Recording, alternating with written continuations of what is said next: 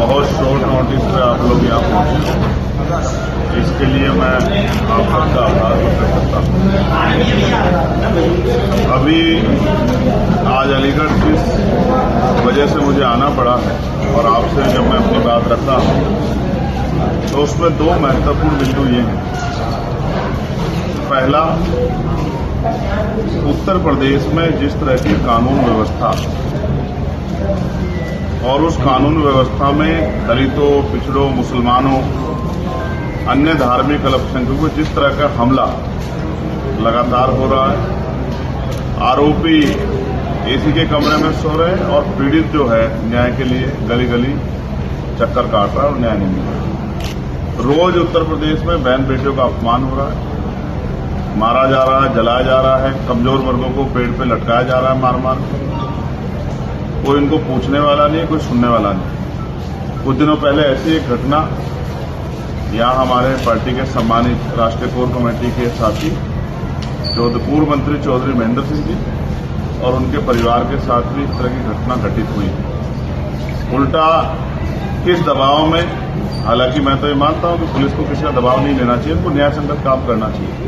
किस दबाव में उल्टा पीड़ित परिवार पर मुकदमा दर्ज कर दिया गया, ये चिंता का विषय था। सीनियर अधिकारियों से हमारी बात हुई, मुझे विश्वास है कि वो बिना किसी दबाव के न्यायपूर्ण कार्य करेंगे और जो झूठे मुकदमे किए गए हैं, चाहे चौधरी महेंद्र सिंह जी या अन्य किसी कार्यकर्ता के खिलाफ, उन मुकदमों को वापस लेंगे, क्योंकि हम अपने कार्यकर्ताओं को अकेला नहीं छोड़ेंगे और ना ही हम इनको किसी तरह का इनके साथ दुर्व्यवहार या किसी तरह की जो है प्रशासन या पुलिस द्वारा कोई इस तरह की कार्रवाई करने की कोशिश की जाएगी तो हम लोग उसका डटकर सामना करेंगे। हम लोग अपनी पार्टी के सभी नेताओं के साथ करेंगे। कल अलीगढ़ में जो हुआ वो भी आपसे छिपा हुआ नहीं। जो दूसरी घटना है, किस तरह से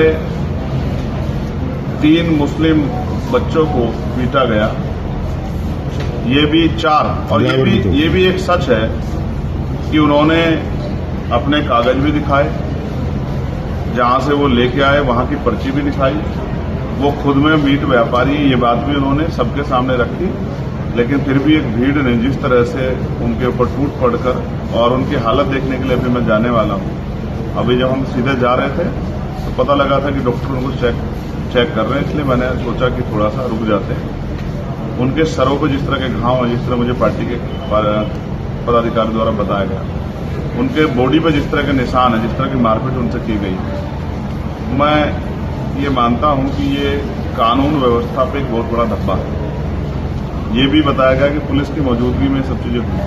अगर आप ये सरकार भीड़ द्वारा व्यवस्था चलाना चाहती है तो ये संविधान पे बहुत बड़ा हमला है। कानून व्यवस्था की चलाने की जिम्मेदारी एडमिनिस्ट्रेशन पे, पुलिस पे और सरकार के ऊपर है। कोई भी भीड़ किसी को मार दे, पीट दे, हालांकि सत्य है कि उन पर कार्रवाई हो जाएगी, लेकिन उन बच्चों को कहां से वापस लाएंगे, उनके परिवार का क्या होगा। पिछली कई ऐसी घटनाएं हुई हैं जहां धर्म के नाम पर, जाति के नाम पर या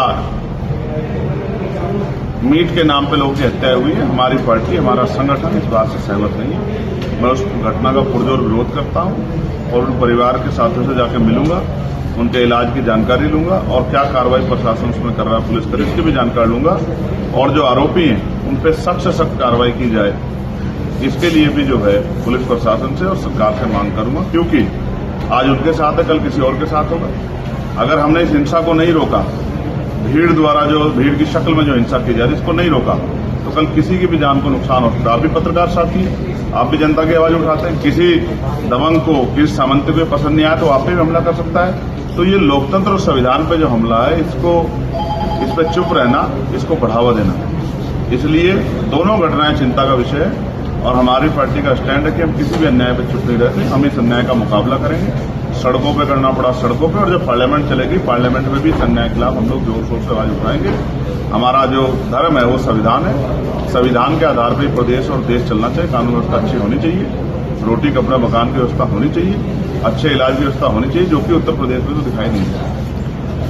मैं इसी बात के साथ अपनी बात को खत्म करता हूँ। और कोई आपका सवाल? जी, एक यूट्यूबर के साथ में भी उसी क्षेत्र में मारपीट की गई, उनका ही वीडियो सोशल मीडिया पर वायरल हुआ, वो भी दलित समाज से आते थे और लिहाजा पुलिस ने कहा कि छेड़छाड़ का मामला है, फिर जेल भी भेज दिया गया। मैं फिर आपको स्पष्ट कर दूं, मैं भीड़ द्वारा हिंसा की बात आपसे क्यों कह रहा हूं? अगर किसी ने कोई अपराध किया तो पुलिस उसको गिरफ्तार करे, कोर्ट उसको सजा दे।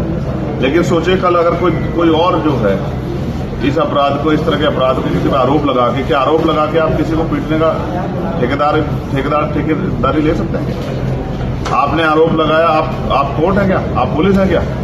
आप जज है क्या कि आप ही तय कर दो कि सजा क्या होगी? तो इस तरह की हिंसा का हम लोग समर्थन नहीं करते। और हिंसा करने वालों को मैं सचेत करना चाहता हूं कि भारत का संविधान और भारत का कानून सभी के खिलाफ कार्रवाई करता है, चाहे वो कोई बहुत बड़े परिवार का हो, चाहे बहुत बड़ी पॉलिटिकल पार्टी से जुड़ा हुआ हो, या उसका समाज सामंतवाद को मानता हो। ऐसे हर आदमी पर कार्रवाई होती है। ये आज नहीं तो कल होगी। ऐसा तो नहीं कि हमेशा सरकार एक ही बनी रहेगी। लोकतंत्र में जनता जिसको मौका देती है वही आगे बढ़ जाता है।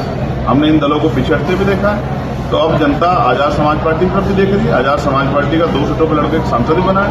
अगर यहाँ की जनता ने आजाद समाज पार्टी को आशीर्वाद दे दिया तो फिर इस तरह के आरोप करने वाले, हिंसा करने वाले लोग, फिर क्या उनको सजा नहीं मिलेगी? तो उनको भी सजा मिलेगी। हम कानून को मानने वाले लोग हैं, संविधान को मानने वाले लोग हैं, बहन बेटियों का सम्मान करने वाले लोग हैं। ना किसी इस तरह की घटना का समर्थन करते और ना ही इस तरह की मारपीट को, हिंसा को सही मानते हैं। वरना हम पे भी बहुत बड़ा जुर्म है कि हम लोग इस जुर्म को लेकर जवाब नहीं दे सकते। लेकिन मैं जिस व्यवस्था को हम लोग मानते ही नहीं है, उस व्यवस्था पर हम चले क्यों? हम संविधान को मानते हैं। पुलिस के साथियों के द्वारा ही न्याय कराएंगे, हम कानून के द्वारा ही सजा दिलाने का काम करेंगे और हम अपनी लड़ाई को लड़ेंगे।